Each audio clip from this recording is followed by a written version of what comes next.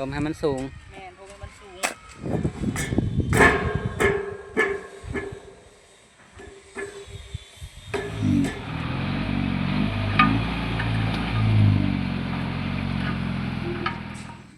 โดยสบายดีเด้อพี่น้องเด้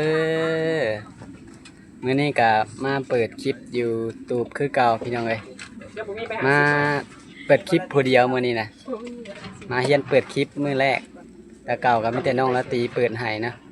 มื้อนี้ก็เลยมาเฮียนลองเบิ่งมาอัปเดตเฮือนลุงพามีเพิ่นมื้อนี้บ่ได้ออกไปนอกซ้ำออกไปแต่ช่วงเช้าๆพุ่นแหละมีแต่เข้ามาบางหนึ่งนี่แล้วก็พอดีเพิ่นมาถอกดินคูนห้องเฮือนทางเฮือนไผ่พุ่นแหละก็เลยได้โอกาสมาถ่ายคลิปให้เบิ่งตายไม่แต่สิพาพี่น้องไปเบิ่งทางหลังเฮือนไผ่เพิ่นพุ่นแหละโดยขอบใจเพิ่นกำลังถอกดินแล้วกำลังสิออกเมื่อเพิ่นออกมาก่อนจังหยังครับไปเบิ่งทั้งหลังเพิ่นก็สร้างเพิ่นกำลังสิเริ่มสิเทคานเป็นถอกดินเขาแล้วเพิ่นก็ดุดเข้าให้แล้ว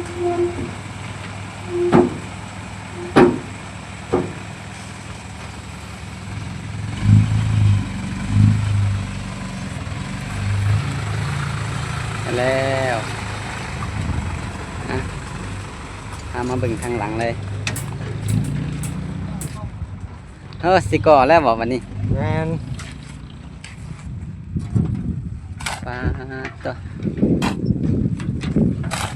จักโหลด3โหลดบ่เอาเข่าหายทางใน3โหลดพอดีเต็ม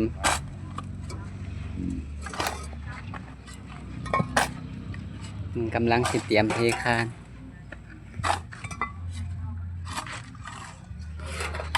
ดินทางนอกในประการเอามาหลายโหลดอยู่พอดีพูนเลยเพราะว่าในอนาคตเพราะว่าทั้งนี้มันสีต่ำเพราะว่าน้ำเพิ่นสิให้ออกหน้าทางพุ่นเพราะว่าทางนี้มันเป็นดินเพิ่นดินติดดินเอาไว้ให้มันไหลออกทางหน้าทางเพิ่นเสียดของน้ำทางหน้าพุ่นแหละในอนาคตมันเป็นดินจัดสรรไง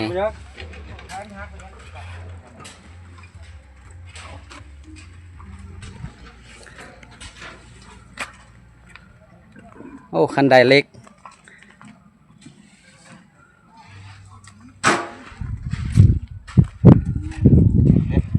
เป็นเท่าไหร่มันเป็นเท่าไหร่ยังไฟบ่เข้าโมเมนต์ดับอีแล้วบ่ไฟบ่เข้าขาดบ่ขาดหรือไฟบ่มาเมื่อวานนี่กับไฟบ่มากี่เก็บได้อยู่ได้กี่เรียกว่าเป็นคือว่านี่บ่จักบ่ได้เสียบเบิ่งปลั๊กเพราะว่าข้าเจ้าเปิดตู้นะข้าเจ้าบ่ได้ใส่ไฟผ้านี่แต่ลองเสียบเบิ่งพุ่นแหละทางนี้ลุงเพิ่นกำลังมาเมียนเครื่อง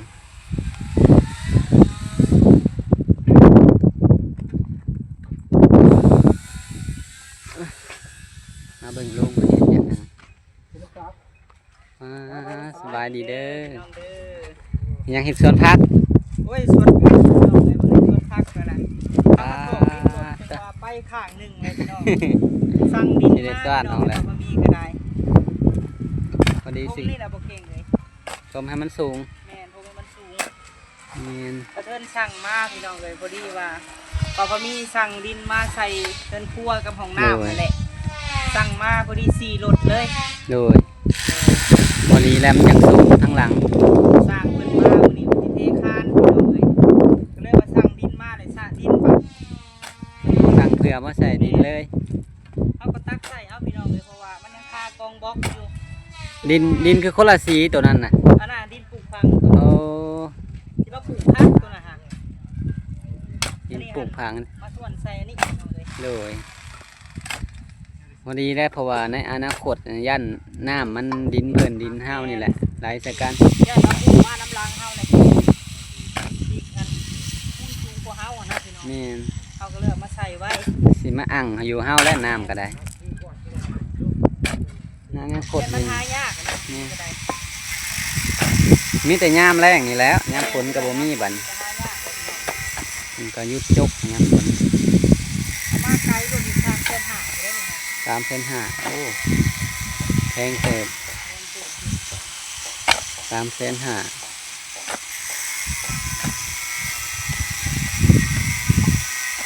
จักสองสามมื้ออยู่ทางมันว่าสิมามุงหลังคาอยู่น้องเลย โอ้อืม นี่เพิ่นมาตัดเล็กสิมุงตัวนี้แหละเป็นเด็ก โดยตองเนิบ ห้องน้ำเงินครัว โดย เพิ่นแล้วก็สิพากันขุดได้พี่น้องเพราะช่วงนี้ก็เข้าป่าอยู่ช่วงนี้ก็ได้ โดย โดย สิบ่ได้แส่น้ำบ่ซะทางหลัง มาคือกัน มาคือกัน เพิ่นพอมาน้ำ นี่ เอาบ่ค่อยเมื่อก็เจ้าแล้วมา โดยเพิ่นก่อแล้วเพิ่นแล้วมื้ออื่นพุ่นละมื้อนี้มันทันได้แข็ง ขายเพิ่นนั่นแล้วผู้แหละพี่น้องเอ้ย แข็งพุ่นละ มาจะพามาได้ตัวนี้นะ ยากก็ต้องสั่งเนาะ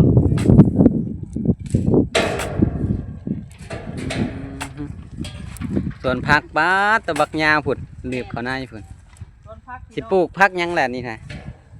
ในแผน รวมเลย แม่น รวมมิด พอมีสิบกว่าโกก็ขึ้นดินพี่น้องสิเอาดินบล็อกใส่ของละตีอยู่เพื่อน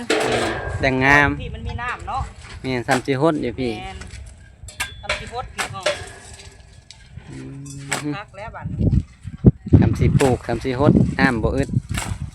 ก็อยู่เฮือนแล้วน้ำบ่มีก็พากันกลุ่มฮดย้อน ตลอด อยากปลูกซื้อเพิ่นกับแพง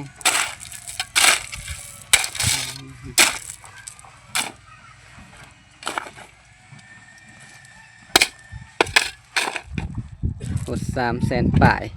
ตามเส้นทาง มึง2โหลดได้เนาะนี่เนาะพี่ ปุ่นละ3 5ได้หน่อยหลุดเนาะ พอดีเป็น5โหลด 5หลุดเราเป็นสี เตอ ดินพุ่นละสี นี่ดินปลูกพังอันนี้ แม่นตัวนี้5 แสนได้ ตัวนี้นะ แม่น ปาเตอลื่นขึ้นครบครึ่ง แต่ถ้าเป็นดินเหนียวมันคงงามพี่น้อง โดย เนี่ยเป็นดินแดงอันนี้ค่ะ เป็นดินเหล็ก เป็นดินปลูกฟังแบบปลูกง่ายก็ง่าย ดินตัวนี้เป็นดินอยู่หน้าอยู่เทิง แมนค่ายว่าดินแบบแถวแคมคลองแบบพี่นะ โดยดินแคมน้ำดินแคมน้ำเนาะนี่มาเบิ่งสร้างก่อน โดย นั่งสิเตรียมเทคานกำลังนิ่งเพียงสิต่อเฮือนไผ่ต่อเงือบเฮือนครัวใหญ่เติบได้พี่น้องเลยผม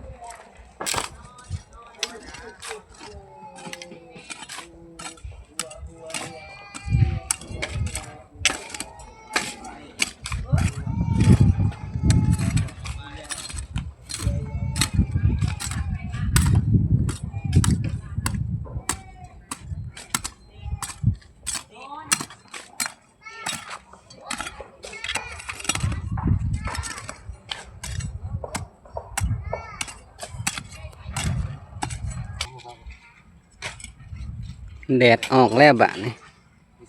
ฮ้อนแล้วได้บะนี่ฮ้อนแล้วแดดมา อดเอาได้หลังคาแล้วกระหุ่ม น้ำง่ายๆเนี่ย ทำนั่งง่ายได้หลังคาแล้วก็สบายแล้วทำสิเฮ็ดบัน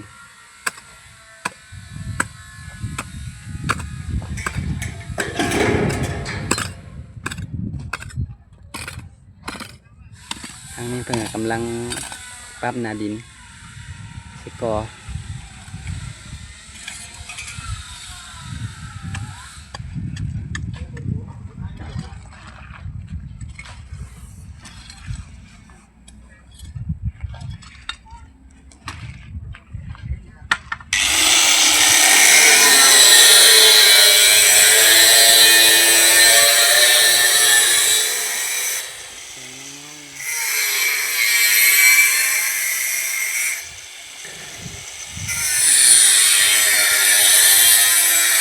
มาแน่มึงทางหน้าเฮือนเนาะต่อออกแล้วแห้งยาวบัดนต่อออกแล้วแห้งเป็นหลังใหญ่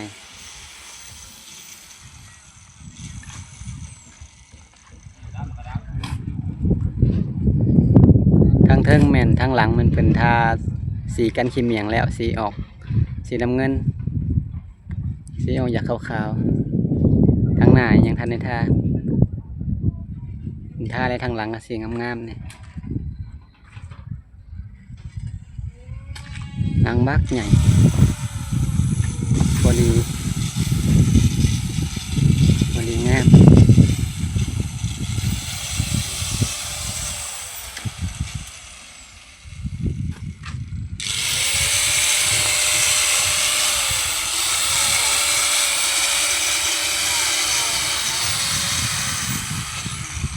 นี่มึงได้มึงเอาหลมเลย มักพายมาอยากเขา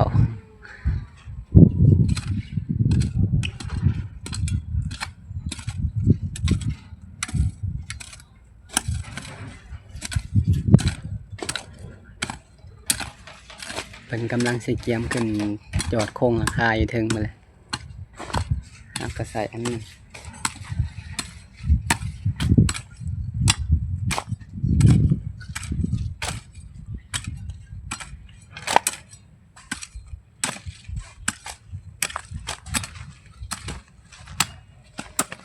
แห้งแล้วได้เนาะทางนี้เนาะแข็งหมดแล้ว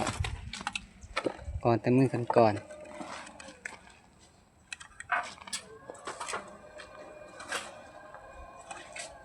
เยอะ เป็นทันระหว่าง เยอะเด่นเนี่ย มุ้งขาดนะมั้ย ถอดไฟด้วยยอดถอดไฟหนึ่งก็ ปักรวมแล้ว ถอดลง มันจะขาดแล้ว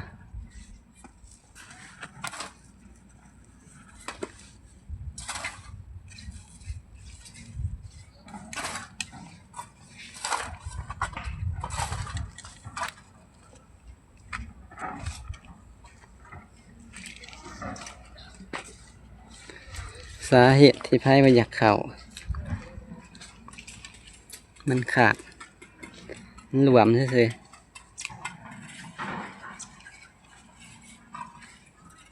ไม่ครับไม่ใช่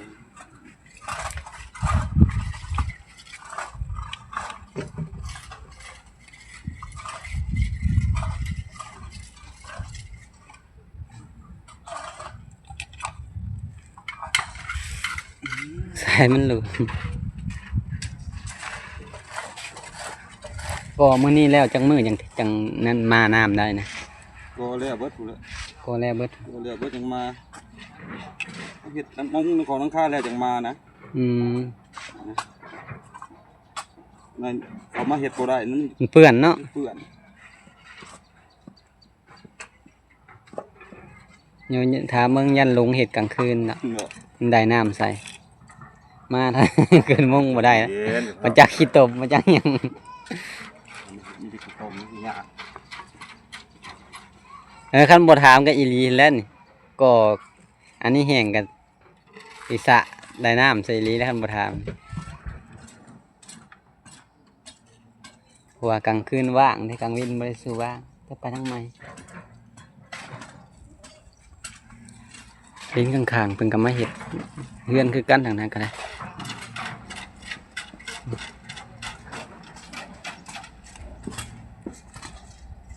3รถพอดีเต็ม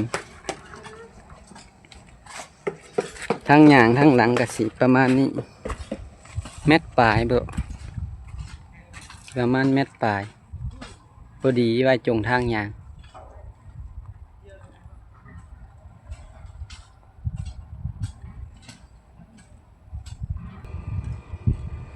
ได้แล้วบาทนี้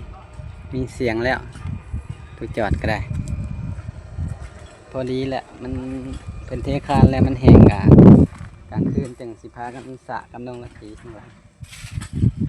เวลาว่างกลางคืน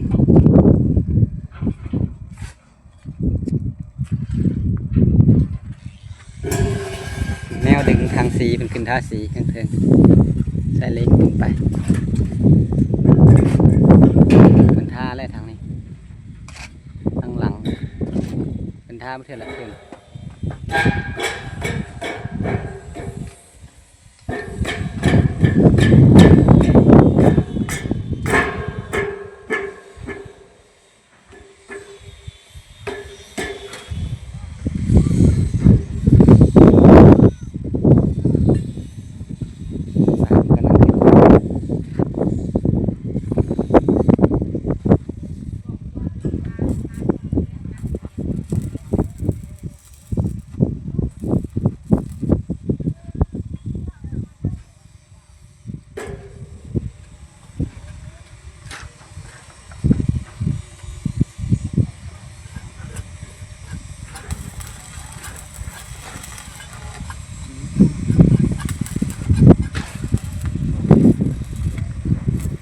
จอด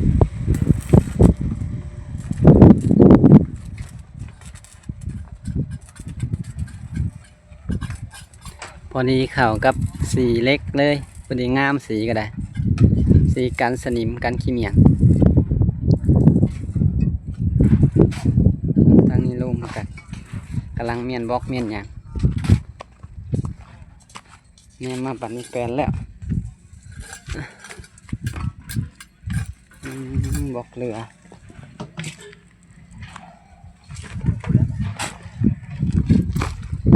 ซ่อนออมดินบล็อกมีแต่บัดขึ้นกอแล้วเพื่อจังพากันสะไปเรื่อย ยังคาดินบล็อกดิปลูกไป มันรูปนอนระหว่างดินบล็อกอันนี้ รูปพี่น้อง มันสิรูปกว่าแต่ละบนพอดีตอนมาใหม่แหละมันบ่มีบนตั้งบล็อกใหม่ก็เลยได้ตั้งใส่ ให้ไปซื้อเนี่ยก็ซีนะอีกบ่ไปซื้อซีอันกันสนิมอีกว่า หมดแล้ว ครั้งหนึ่งกับน้ำมันซุนซองบ่อยรถว่าทากันสนิมพี่น้องเลย โดยสียังเพิ่นทาน ซีปอนบ่ สีปอนบ่ ซีไข่คือเล็กเลยเพิ่นทายได้นี่ฮะ หาพันแนมขึ้นเพลินเฮาว่าสีขาวซั่นเด้องามเลยทางหลังทาแล้วเราบ่เห็นนั่นห้อยจอดยังข้างทั้งหน้าสีเป็นเบิดก่อน ซีเบิร์ดเลย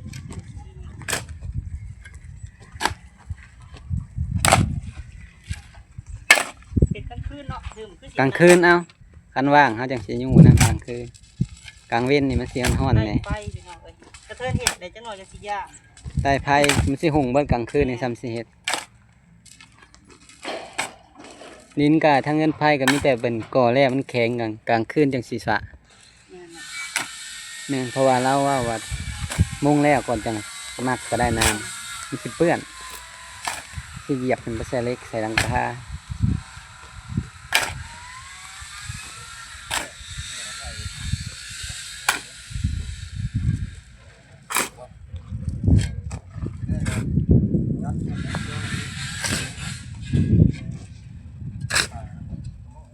ก็มาได้หลายเติบแล้วทางนั้นก็จอดมาได้ครึ่งหนึ่งแล้วมาเสาสุดท้ายแล้วบัดนี้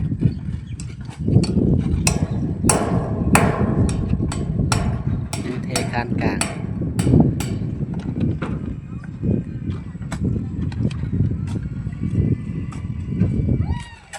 มันได้6 ก้อนแล้วเดี๋ยวจอด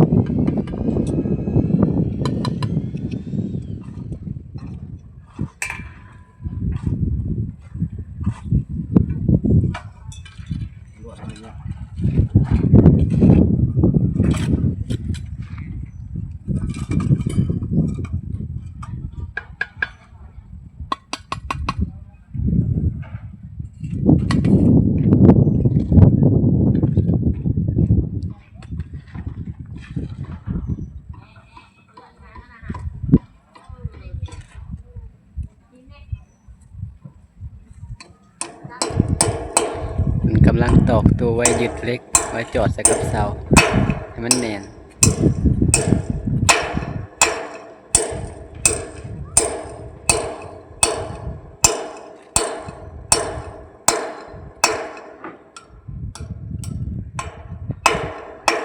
หลังคาเฮือนครัวก็สิสูงประมาณนี้นะสูงเติบถือว่างามสำนี้เป็นคนยืนก็จะดึง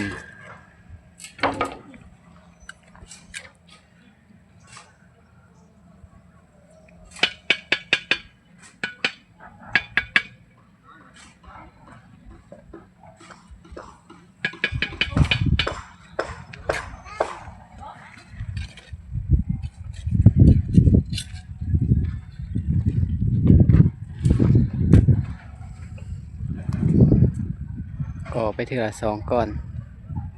พอดีนะครับหนาเสาเลย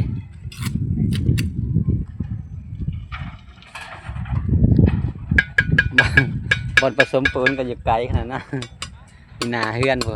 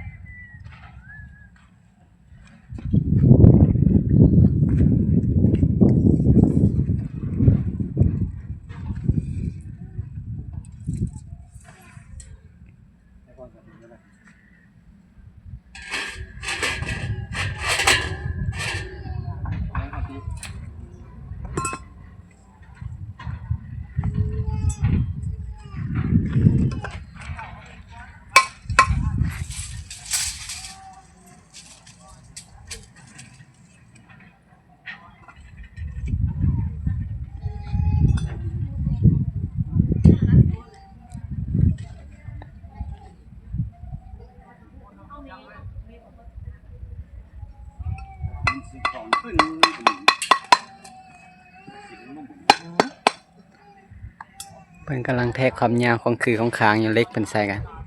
หน้าประมาณ4x10บ่หรือเท่าใดหรือ5x10 5x10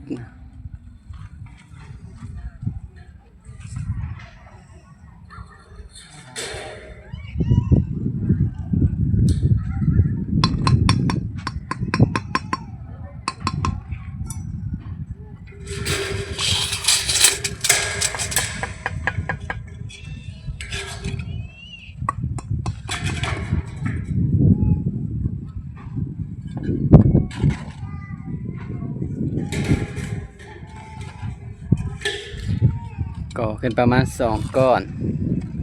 คู่กันพอดีเทคาน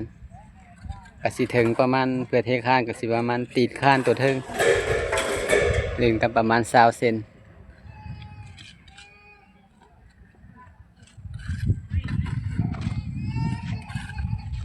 พอดีเป็นผักเฮือนกับผักห้องครั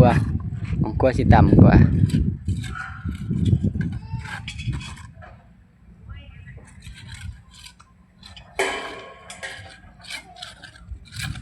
สร้างกันก็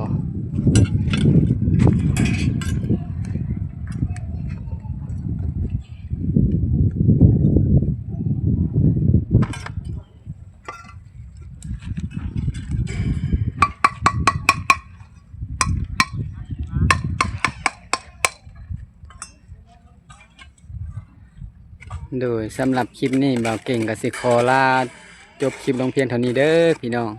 ขอบใจหมดทุกคนที่เข้ามาติดตามและรับชมฝากเป็นกำลังใจและกดไลค์กดแชร์ให้บ่าวเก่งนี่เด้อสำหรับคลิปนี้ก็สบายดี